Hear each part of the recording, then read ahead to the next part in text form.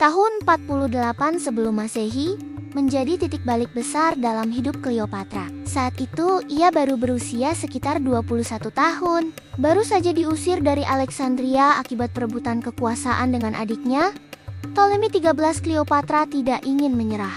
Ia tahu Mesir terlalu penting untuk diserahkan begitu saja pada para pejabat istana yang mendukung adiknya. Namun, untuk kembali ke tahta, ia membutuhkan sekutu yang jauh lebih kuat. Dan di saat yang sama, Julius Caesar tiba di Mesir.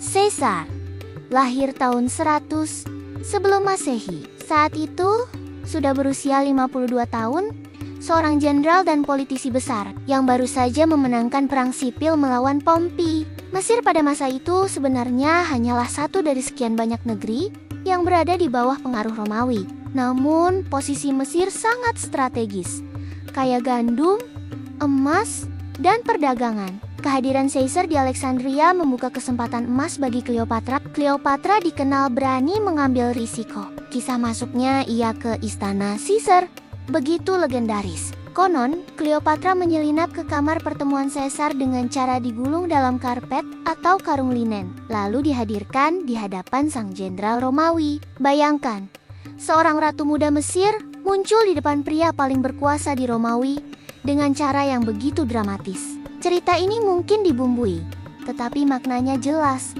Cleopatra ingin menunjukkan kecerdikan sekaligus pesonanya. Pertemuan itu membuahkan hasil. Caesar terpikat, bukan hanya oleh kecantikan Cleopatra, melainkan oleh karisma dan kecerdasannya. Cleopatra tidak datang sebagai wanita lemah, melainkan sebagai pemimpin yang membutuhkan dukungan. Caesar melihat bahwa dengan membantu Cleopatra, ia bisa mengamankan stabilitas Mesir sekaligus memperkuat posisi Romawi. Dengan dukungan Caesar, perang saudara pun terjadi. Pasukan pendukung Cleopatra berhadapan dengan pasukan Ptolemy 13. Pertempuran berlangsung sengit di Alexandria, tetapi akhirnya Cleopatra keluar sebagai pemenang.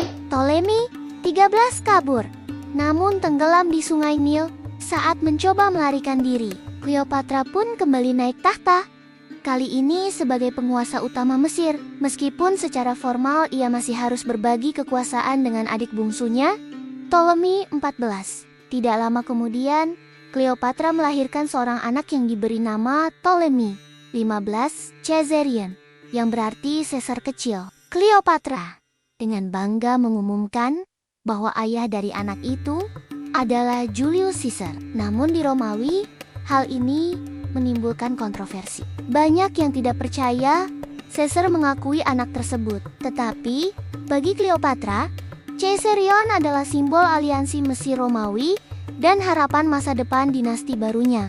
Selama beberapa tahun berikutnya, Cleopatra dan Caesar hidup dalam hubungan yang rumit, politik sekaligus pribadi. Cleopatra bahkan mengunjungi Roma pada tahun 46 sebelum Masehi, tinggal di salah satu villa Caesar. Kehadirannya di jantung Romawi menimbulkan kehebohan besar.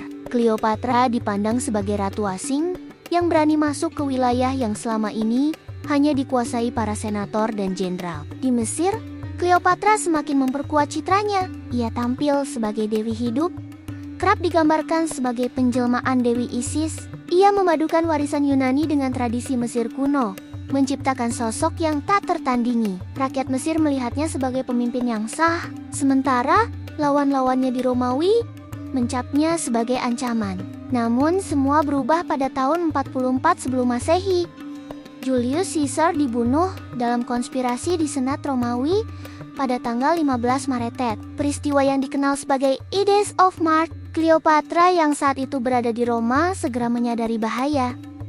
Tanpa Caesar, posisinya di Romawi runtuh. Ia memilih kembali ke Mesir bersama putranya, Caesarion. Kematian Caesar membuka babak baru dalam hidup Cleopatra. Kini ia harus mencari sekutu baru di Romawi untuk melindungi tahtanya. Pilihannya jatuh pada seorang jenderal besar lainnya, Marcus Antonius. Part 2 ini mengakhiri bab penting dalam hidup Cleopatra aliansi dengan Julius Caesar yang mengembalikan tahtanya sekaligus memberinya seorang putra. Namun di balik kemenangan itu, bayangan tragedi sudah menunggu. Cleopatra segera akan memasuki panggung yang lebih berbahaya lagi. Ketika cinta dan politik bercampur dengan peperangan yang menentukan nasib Mesir,